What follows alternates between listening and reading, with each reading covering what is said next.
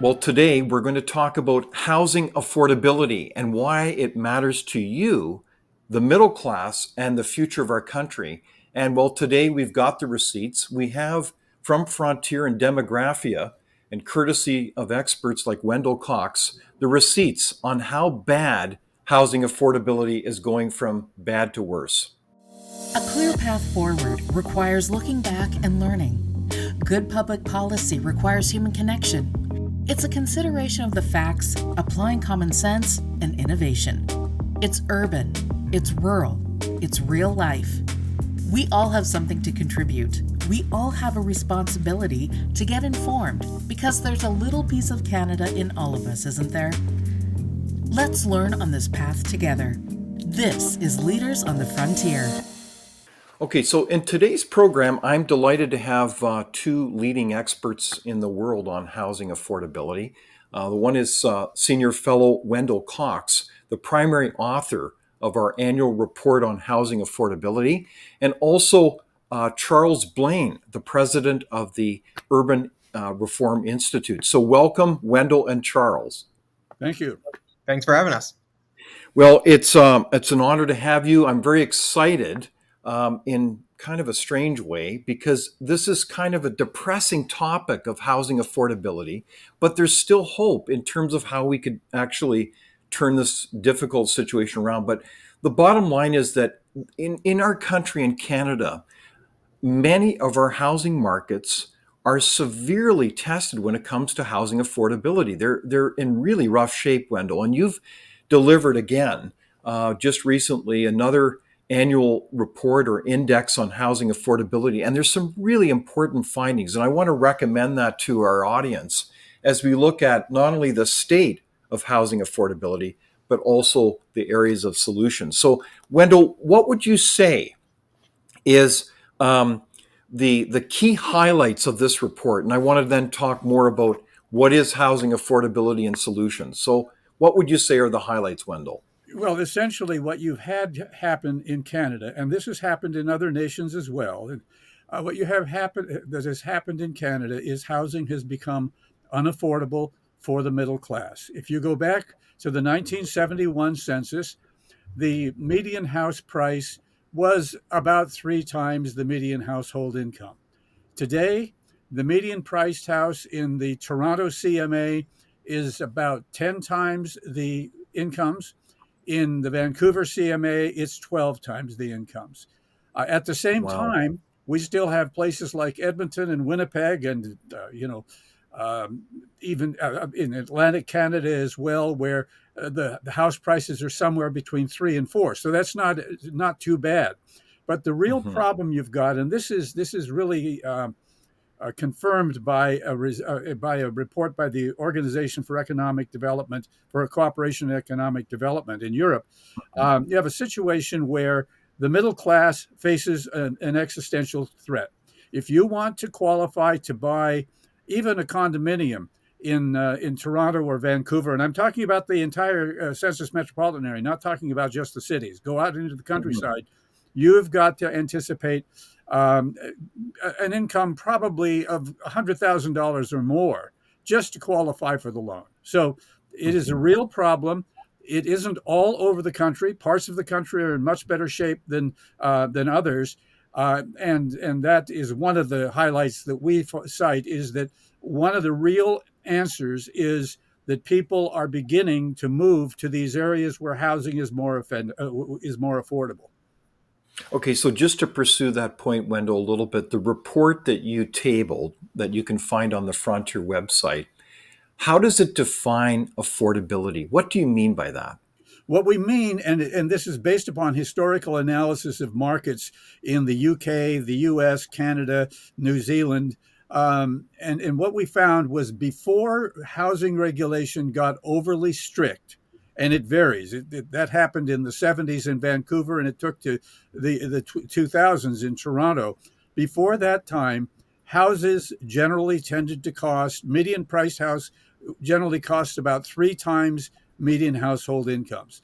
So what we have is a table that basically says from 3 to 4 is, I'm sorry, for 3 or under is affordable. 3 to 4 is moderately unaffordable. 4 to 5 is seriously unaffordable, and above 5 is severely unaffordable.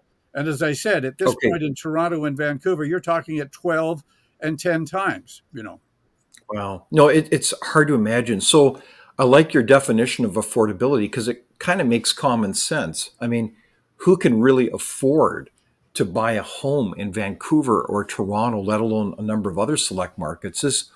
They're really punting out the middle class. It's truly. Would you characterize it as a crisis, Charles? Yeah, I would. I mean, I think when you look at the situation that we're facing, I mean, as you guys are facing in Canada and that we're facing in many parts of the US, where middle class families, or even at some point, we're looking at millennials who are trying to move into that, first starter home or things like that in or near their jobs, they can't find those opportunities. And, luckily for many people, there are work from home opportunities now. And so they can live farther out. But for those who can't and who do have to go to work in or around a city, but cannot afford to live in it, it is a crisis for them. And I think when you look at these families who often, get a home in and around their work and build generational wealth through that, and then pass that on, they're unable to do that in ways that they used to. And so not only is it a crisis now, but I imagine that it's going to be a crisis going forward as this situation worsens and people start to continue to leave these cities and look elsewhere for affordable housing.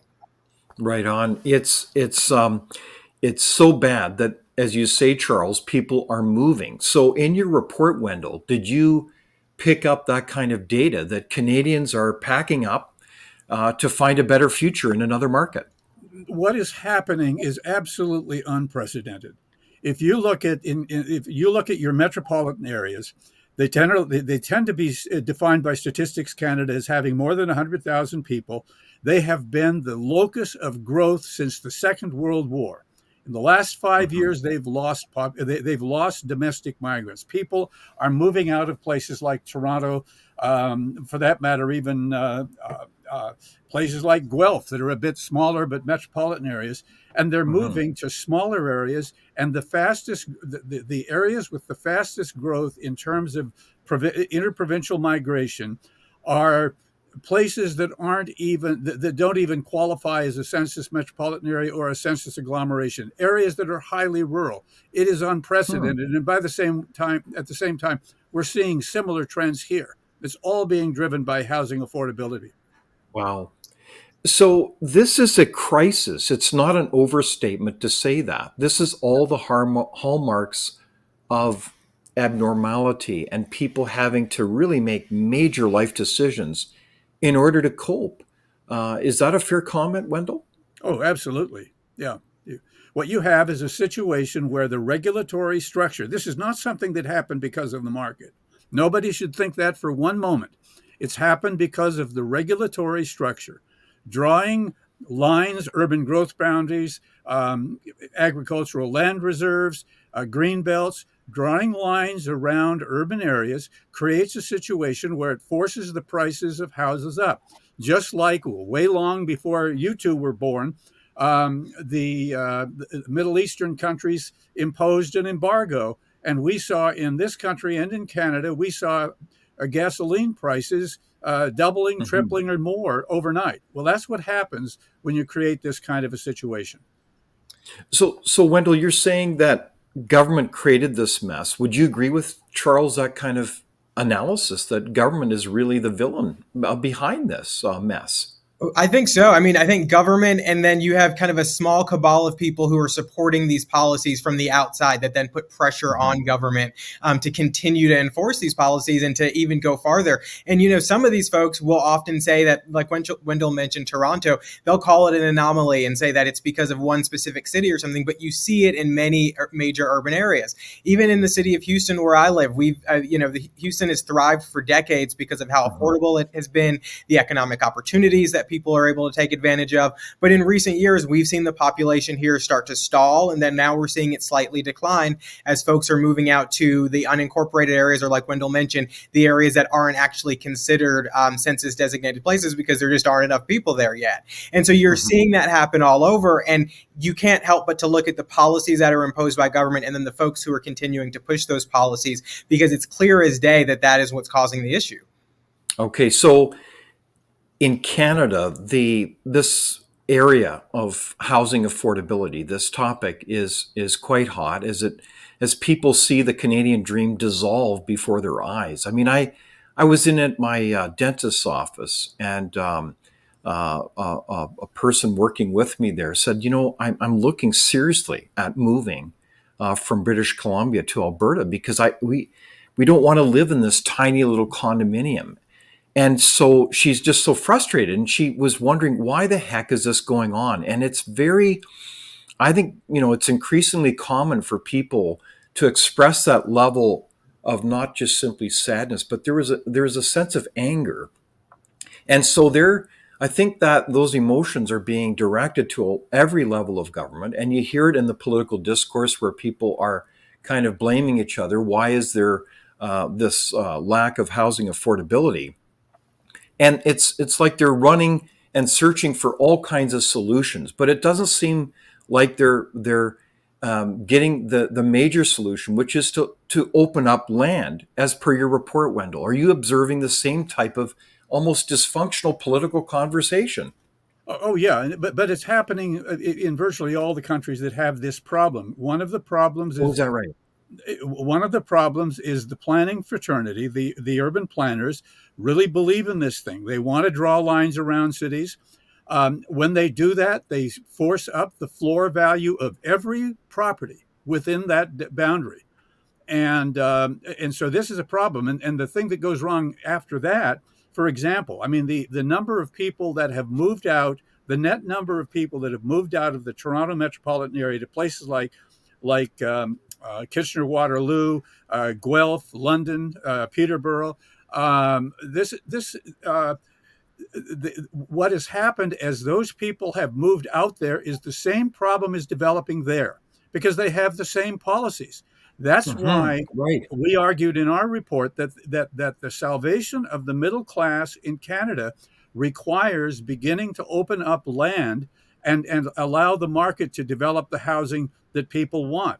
And my great fear is right now Atlantic Canada looks very attractive from a perspective of affordability. But it could be as bad as the exurbs of Toronto at this point. Again, Guelph, London, etc. In just a few years, it only took 7 years for all of those places I mentioned before to go from ratios of 3 or 4 to 7 or 8, and they're going to keep going up as long as the demand exceeds the supply, which it will if you don't allow the building on the fringe where families can have houses and have kids. Okay, so that's the bottom line, is that you can cut through all this noise, but you have to open up land for people to live. So are there any cities, Charles, in your experience, you look at these things worldwide, that are listening? Decision makers are actually listening. There seems to be a lot that are tone deaf. That's when everything's said and done, that's the big part of the solution, period. Isn't it, Charles? Or is there any hope for us? Right. Well, I mean, that's the thing. The pressure, public pressure is what changes policy. And here in Texas, we've seen some response to that. We have seen, kind of a restriction on what counties can do in terms of overseeing land and allowing people to still build kind of outside of the cities. And we've seen even the city of Houston. I mean, sprawl is our friend. That is why it has remained affordable for as long as it did. But what we are seeing are some cities going in the opposite direction. So take our capital city, the city of Austin, very much on the lower affordability side of the spectrum. They just passed a bond, a $276 million bond, that they're going to use a lot of that money to purchase land surrounding the city and build conservation corridors to try to lock in that land and make it permanently green space. And so this is a city that people are moving to in droves, that is getting more expensive every single year, and that has a lot of opportunity surrounding it. But the city is deciding to lock up that land, and they've already locked up millions of acres of land like that around the city. And so it's the public pressure in Austin, which is very different than the public pressure in Houston, that's pressuring Austin to lock up that land. Whereas here, we're still allowing people to spread out and still allowing people to move into those unincorporated areas. But that is what it's going to take. It's, a lot of cities tinker around the edges. They do permitting reform, or they do these other little things which can speed up development and maybe, negligibly reduce costs. But when you really want to reduce costs, you do have to open up that land and let people build where there's availability. Yeah, so well said. So there could be hope if people speak up. And so, speaking of, Wendell, we've got a graph we'd like to post up on overall costs, just to show that increase from the report. And if we could just share that, I think that's worth 1,000 words in terms of illustrating how bad this issue is. So when we look at the reality, though, then of land, I think that it's very instructive to realize that in the report, Wendell, you talk a lot about the interesting comparison among markets around the real cost of the house is not the house, it's the land. Can you tell us more about that? Sure. What we found, and we were using data from Altus in Canada, which estimates construction costs for residences and commercial facilities and all of that kind of thing. And we compared the price of building, I'm trying to remember, was it a 1,500 square foot house? I think it was a 50, that's not a huge house, of course, but a 1,500 square foot house, say, in three cities, in three metropolitan areas, Winnipeg, Toronto, and Vancouver. And what we found was that there is very little difference in the price of constructing a house. You can build a house in Vancouver for almost as inexpensively as you can build a house in Winnipeg, okay, or Toronto.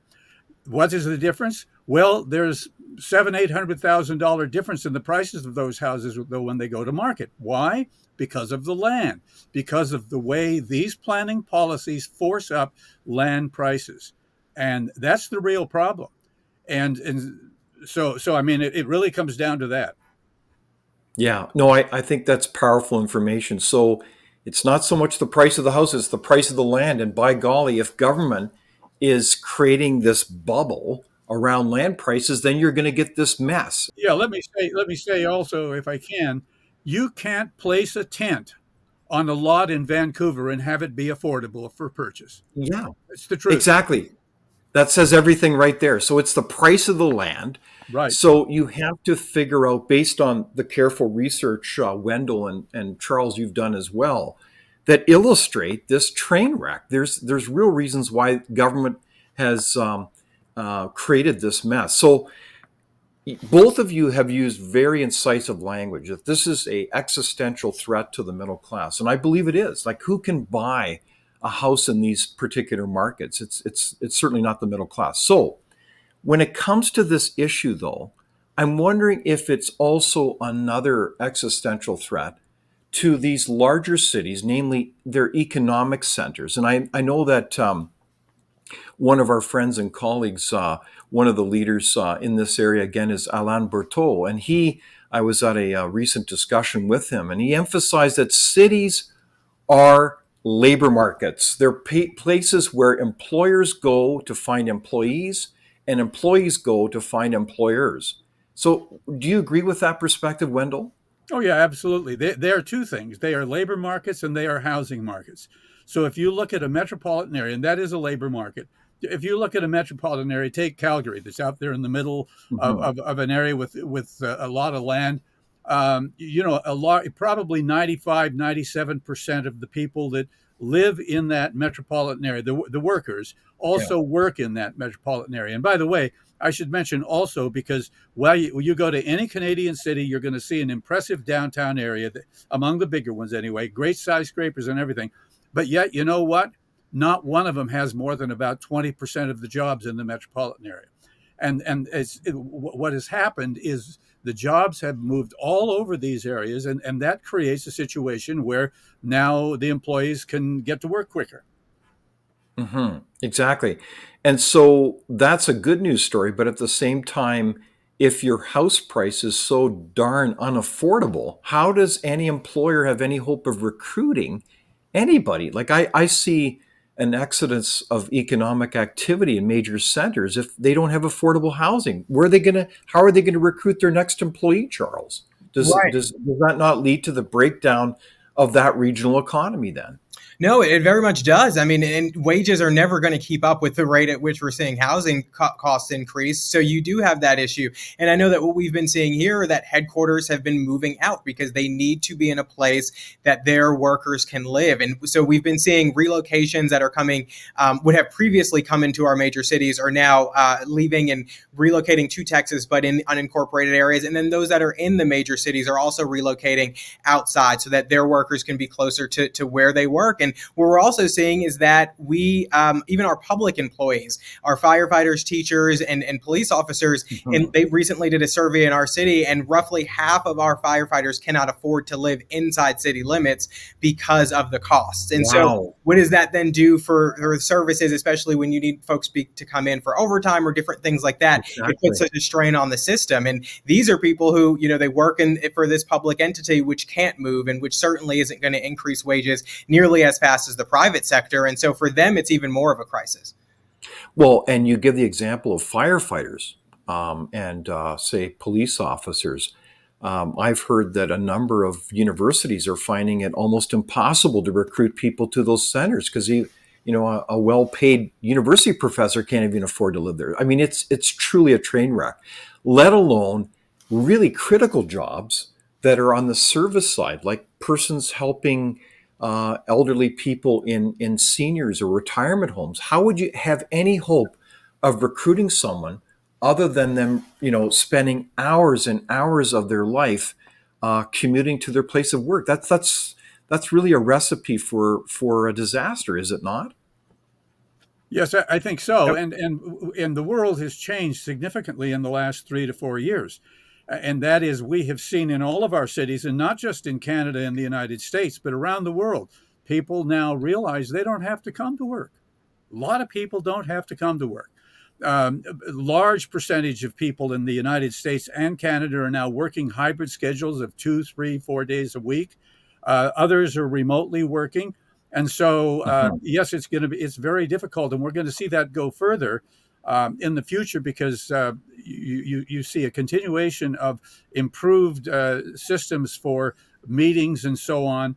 And know that the big cities have a real problem, and it's not solved easily. So when we look at the impacts of housing, we know that housing is important on many angles.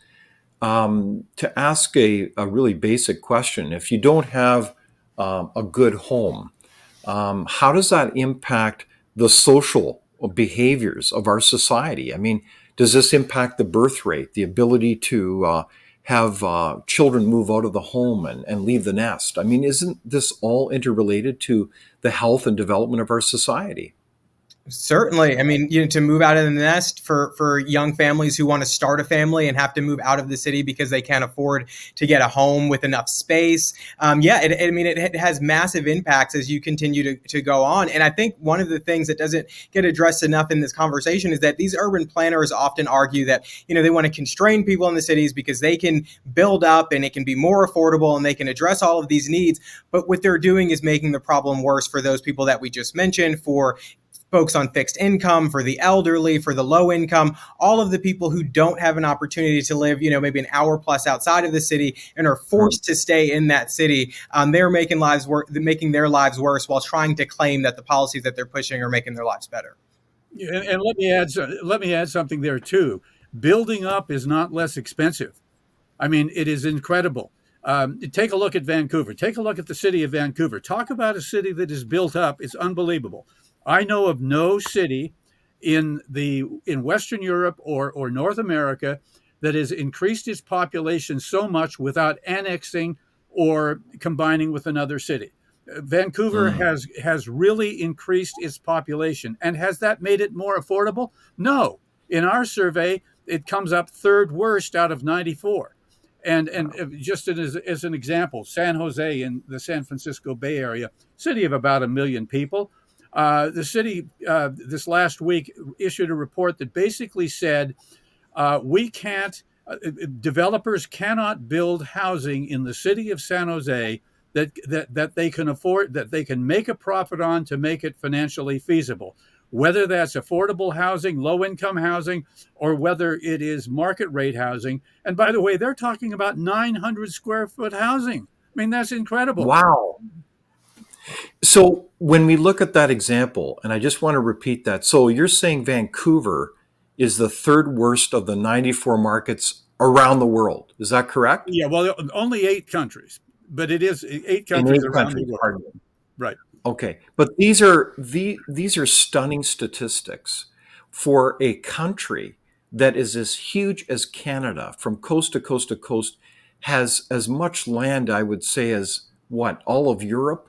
I mean, it's incredible the amount of land we have, and yet we're confining all this urban development. I get it; there's mountains and water, but we are imposing all these government policies to create this land bubble, and it's hurting people and it's decimating the middle class. That's what's really going on here. Is that a fair summation? I know it sounds very dramatic, but is that not a fair summation? I certainly think it is. I mean, with these folks, it's the ideology supersedes the outcomes. I mean, you can see what this result is. This is not Wendell's first time doing this report. I mean, he's been talking about the lack of affordability for a long time, and people who live there know that it's also not affordable. But yet, the ideology takes front seat, and they continue to push these policies, knowing that the harm that it causes.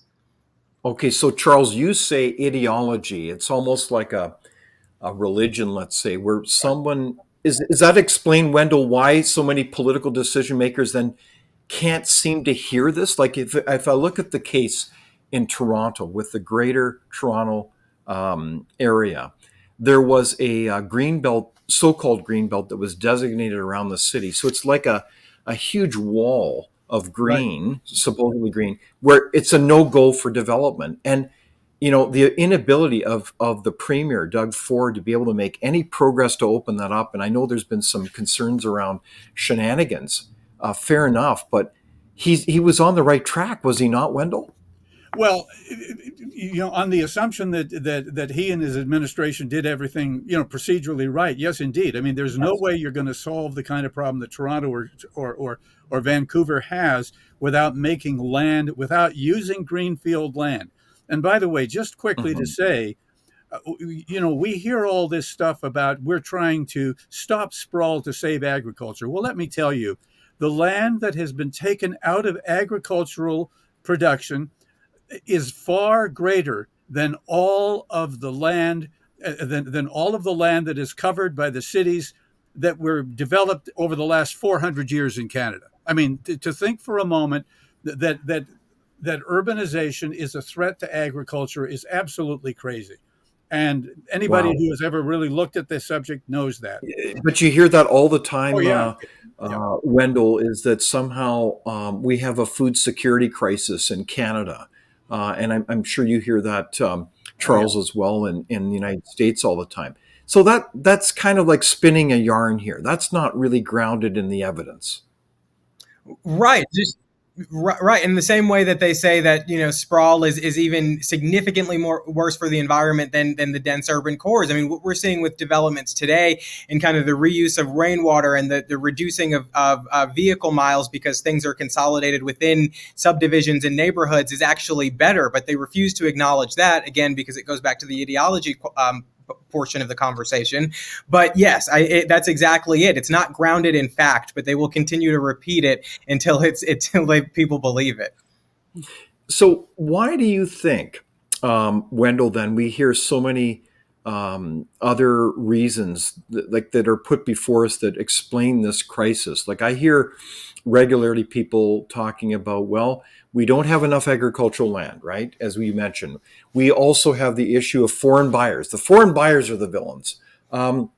We hear things saying that, well, we just need to densify up and eliminate parking garages. Well, that will be somehow our solution to build more. And we need to build smaller houses. Those are, that's just, that is that going to result in the solution that we need on the scale to create the supply that we need to create housing affordability, Wendell? Oh no, not at all. The regrettably, much of this has no serious research behind it. And for example, I hear all sorts of stuff about how wonderful it is to try to reduce parking requirements and so on. Well, I'll tell you what's going to happen in any city that does that and tries densification is you're not going to be able to park near your house or near your apartment in the long run, and you're going to have real problems. And the fact is, if you like traffic congestion, then you need to densify. Densification routinely brings traffic congestion. I can tell you that there are at least two organizations, one in this country, in the States, and one in Europe, that do annual reports of traffic congestion. And I tell you, the traffic congestion is the worst where the densities are the highest. Okay, so Charles, then, in light of what Wendell just said, is the so-called 15-minute city, where we see a city where everything is magically 15 minutes away from us, our work, our grocery store, our work of, place of recreation is all within 15 minutes. Is that the solution? I don't know that it is. I think what we're seeing is we're following what people want to do, right? And so I'll give an example of this. It's not really a city. It's a census designated place north of Houston called the Woodlands, which they kind of built out to facilitate growth of people who wanted to live in a suburban community outside of the city of Houston. Now, they kind of built it surrounding what the market demanded more so than some sort of ideology. And in that city, you can find everything within a 15-minute span, but you also don't find the densification. You don't find the kind of constraints that you would find, like I mentioned, outside of the city of Austin before. They allow for development. They allow for different economic opportunities. You now see corporate relocations going up there. And so that kind of market-based 15-minute city works. But I think when we try to just kind of layer on this ideology and push a policy that people aren't necessarily demanding, you start to see the negative outcomes from that. Okay, so what do you say about the 15-minute city, Wendell? Is that a figment of someone's imagination? The real proponents of it, it came out of a planner in Paris. And Paris is a wonderful place. And Paris is a 15-minute city. And it's amazing what you can do when you have 70 or 80,000 people per square mile.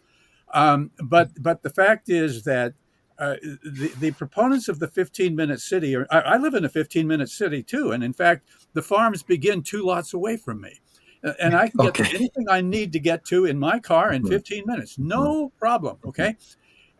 But the idea is we want you to have a 15-minute city where people can walk or bike or go on transit and get wherever they need to. Now, first of all, anybody that can get on transit and get where they need to go in 15 minutes, walking to the bus stop, waiting at the bus stop, that doesn't exist. That's nothing but ideology. So no, I mean, it's a hopeless solution. And the problem with the planning community is they think every grocery store is the same. If you had just one grocery store 15 minutes from you, and everybody in that 15-minute corridor went to that grocery store, you can bet you wouldn't be getting the prices you'd get going to a supermarket or a hypermarket. And that's one of the wonderful things the automobile has done for us. It has created a market where we can go all over the city and find bargains. It really reduces the cost of living. Okay, so both of you have alluded to the reality that we have these people called planners, and there's other persons kind of, in that circle.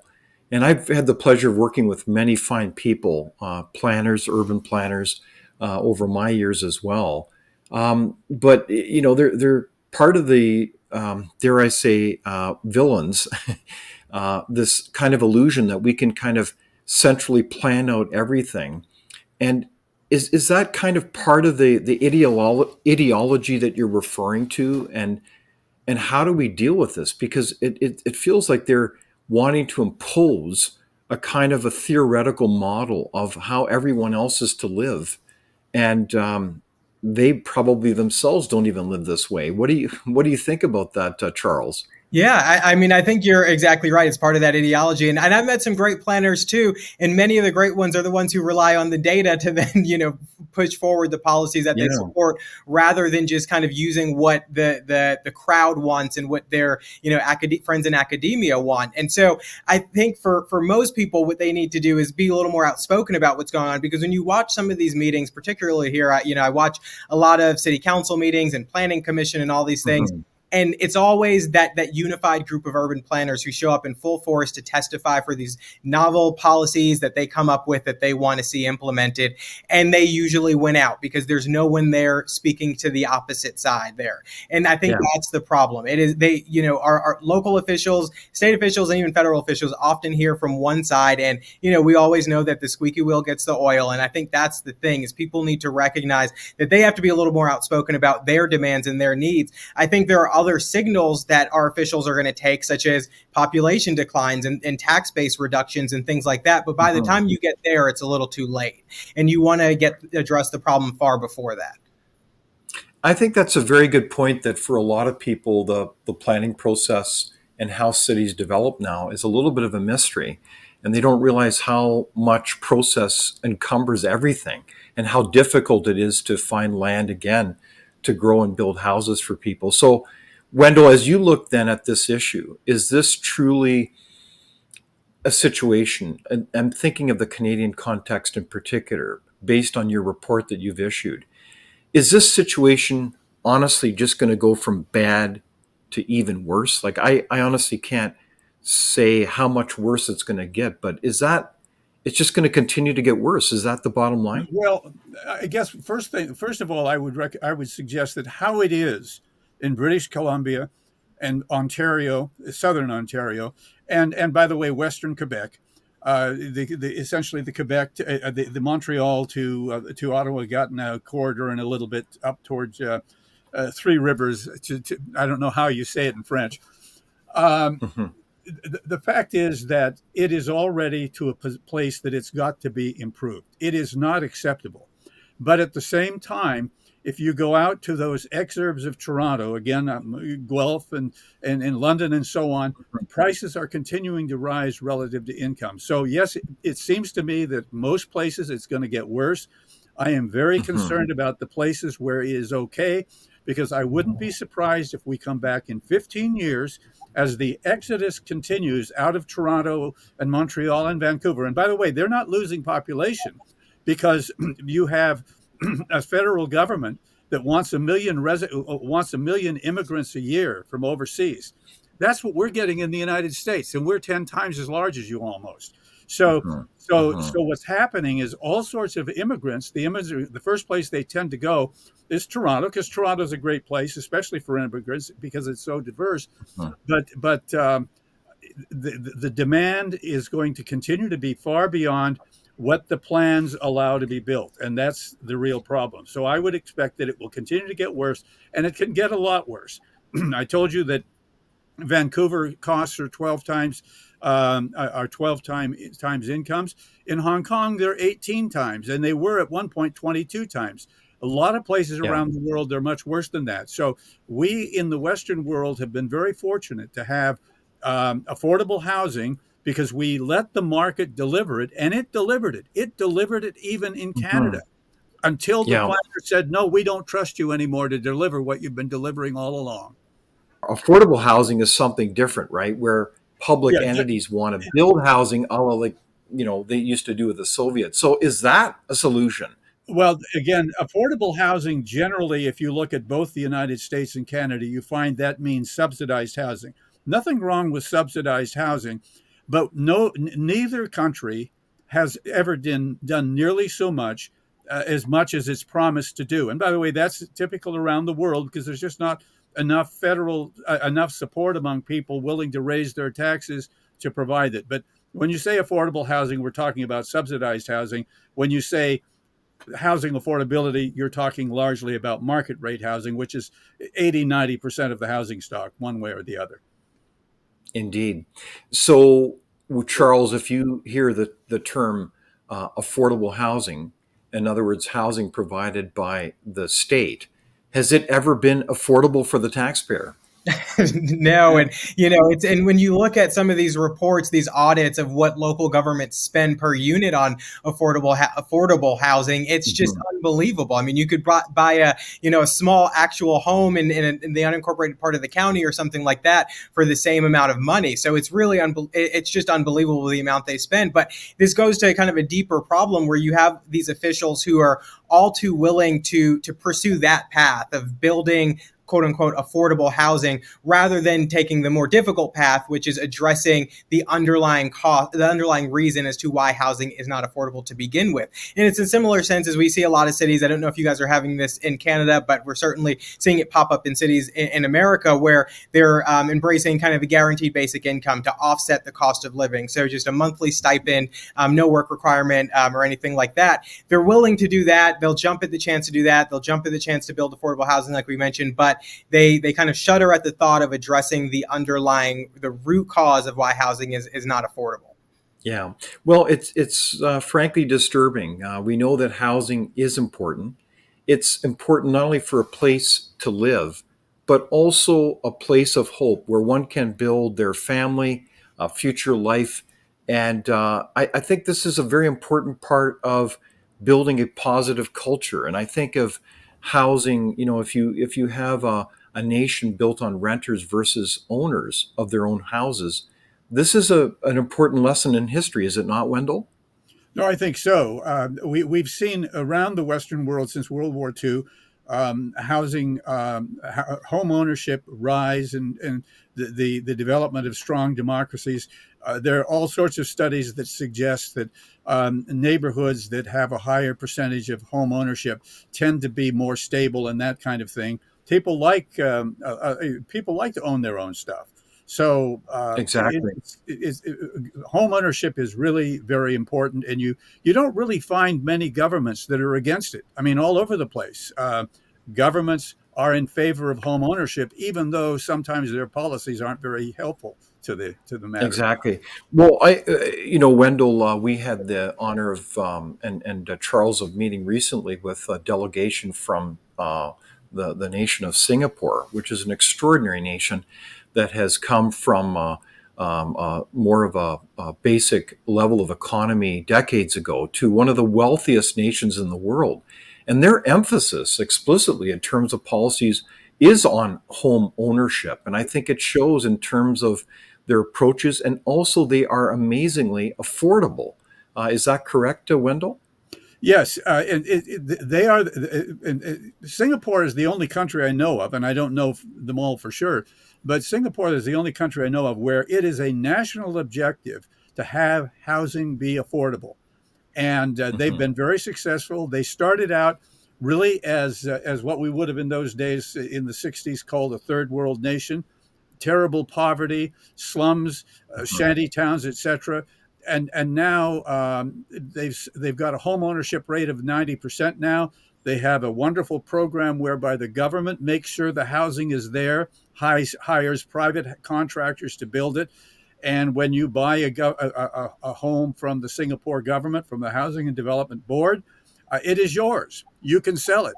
And so they've managed to figure out how to do that kind of thing. And of course, the great thing for them, the reason that they've had to go with this is Singapore also has very little land. It is an island that's only about 600 or 700 square kilometers. I mean, the size of the city of Toronto. And I don't mean the pre-consolidation city. I mean the city today of Toronto. I just wanted to add one thing to a point that Wendell was making about kind of the emphasis on home ownership. You'll often hear from the kind of urban planner group that people, particularly low income minorities in the city, prefer to rent. And that's just not true. Many of these folks will regularly tell you that they want to own a home. They would love to own a home in the neighborhood that they're from, and they just are unable to do that. But you often hear this narrative that they would prefer to rent, and it's just not true. Yeah, I agree with you. And the related part of that, I think, begs the issue certainly in this country, in Canada, whether we take the rights and freedoms, namely property rights, seriously. Because what you've outlined, both of you, suggests that government is encroached thoroughly into, even though you own the land, basically controlling every aspect of how that land is used, basically taking in de facto the rights of your property from underneath your nose. And this is just unconscionable, is it not, Wendell? Oh, no question about it. And what we've seen happen, and this is way off the subject, but when these things have happened in the state of Oregon, for example, farmers who were sitting outside the city of Portland, who were looking forward to the day that they could, sell their land and provide a legacy to their children, their land was essentially expropriated because the value was taken away from it. So, yeah, Exactly. So case in point, if you look at the examples in Toronto of imposing that green belt, and in British Columbia where they've imposed what's called the agricultural land reserve, it's the same result. You own the land, but all of a sudden the government has swooped in and taken away your rights to do anything with it. Essentially, is it not, Wendell? no question. But the bigger thing, a lot of people may not be bothered by people they perceive to be rich not getting richer. However, the bigger cost is the cost to people. The fact that you are essentially consigning people to poverty in cities like the CMA of Toronto and in places like Portland and San Francisco in this country. And you know what? We're talking about the difference. What is better, urban sprawl or poverty? I will vote for urban sprawl any day. I've been Yeah, close enough to poverty to know that it's not very good. And I haven't been as exactly. close with it as a lot of people. So well said. And so that's the point, Charles, is not only are these dysfunctional government policies killing the middle class, they're shoving people thoroughly into poverty, period. Is that right? Very much so, and it's funny or interesting that you guys bring this point up, because there was recently a fight here in our city where the city wanted to levy what they called conservation districts on top of pre-existing neighborhoods, and this was just a set of regulations that they would then implement on a small neighborhood and say that you have a set of historic homes that have been here since whatever year. Now you cannot update them without going back and purchasing things that are specific to that year. You cannot do any adjustments to the land that it sits on. And you had these older homeowners who bought their homes in the 40s, 50s, 60s, I mean, very old, or their children who had since taken over, coming to them saying, this home has been paid off. We can only afford to live in this area because it is paid off and we can afford the taxes. But now you're telling us that we can't even do any updates to the structure or to the land if something Wow. were to happen. And so luckily, this one neighborhood that pushed back did end up killing this. But you're seeing a lot of these attempts at regulating what's happening on the land, on pre-existing land that people have lived on for years, from the city. I mean, and recently in the state of Texas, they passed a bill to allow de-annexation from certain cities, because what we were seeing there is that a developer would buy a swath of land in a city, just still within the city, but kind of at the limits, and plan a subdivision. And then you would see the city start to then levy these regulations on top of it and delay permitting and all these other issues, where now you're dragging it out 2, 3, 4 years, or just driving up the cost so much that it's not going to be able to sell, or it's just unaffordable for the developer to pursue the project. And so the legislature moved to allow them to file a complaint and then formally remove themselves from the city. And so that's what I like to see, is pushback against the cities when they do these things, because they've been doing it for far too long and they've gone unchecked. And I think it's time to really start to put them back in their box when it comes to that stuff. Well, it's a great overview, Charles, and it reminds us as citizens that we've got to pay attention, open up our eyes, and see the myriad of red tape and policies that really, in many respects, are driven by special interests, the privileged few who really want to ultimately impose a kind of a vision of their future onto us without really realizing how that's going to impact people. And, the middle class, the poverty rates, it's all interrelated, isn't it? So as we look at wrapping up our discussion, I've heard today some, pretty powerful reality therapy about housing affordability, certainly in Canada and beyond, and important lessons and solutions for what we can do. So if we were to advise, Wendell, I'll start with you first and then Charles, about what citizens can do, what would your advice be to them? Well, that's a good question. I mean, obviously, be concerned about the issue and learn about the issue. Support policies that improve housing affordability. But I'm just not sure what the individual citizen can do, except to educate themselves and vote right, as it were. and speak up. What about you, Yeah. Charles? Yeah, I mean, just to chime in on what Wendell said, I think it really comes down to kind of monitoring. It's to bite off. It's too big of a bite to take to just address what the federal government does. I think if everybody were focused on what their city and what their neighborhoods were doing, they might be able to have a bigger impact. So I think it comes down to making sure you're aware of what's going on the local level, because it's like we said before, with these urban planners and these groups who are determined to push this policy, they're very outspoken, they're very organized, and they're often very well funded. But I think the problem is that there's just the other side missing. That voice is missing from the conversation. And so it is going to require people to kind of be a little more outspoken about those things. And, for those who don't have the time, it can be as simple as making sure that you're voting for the right people, because a lot of people say the right things, but they have a track record of not doing the right things. Or, you might very much like your city council member, but they have a history of voting for these policies that just exacerbate the housing crisis. And so we have to make those hard decisions to do something different when we start to see those issues arise. Well, right on. I've really appreciated our conversation with you, Wendell Cox, Senior Fellow and primary researcher and author of this year's Demographia Housing Affordability Index. Be sure to look at our website to see that. It's very instructive and very important. And then also Charles Blain, the president of the Urban Reform Institute. I'm so grateful that we could talk about housing affordability and, dare I say, rebuilding the Canadian dream. So thank you for joining us, and all the best to you. Thank you. Thank you. Thank you for watching Leaders on the Frontier. We're a nonpartisan think tank. We explore ideas, policy, and practical solutions that can make a difference in the lives of Canadians. We do not accept any government funding. We work for you. Thank you for supporting Frontier. Visit fcpp.org to give. While you're there, be sure to check out our latest articles and research. Without open discussion and debate, you're not thinking, nor are you free.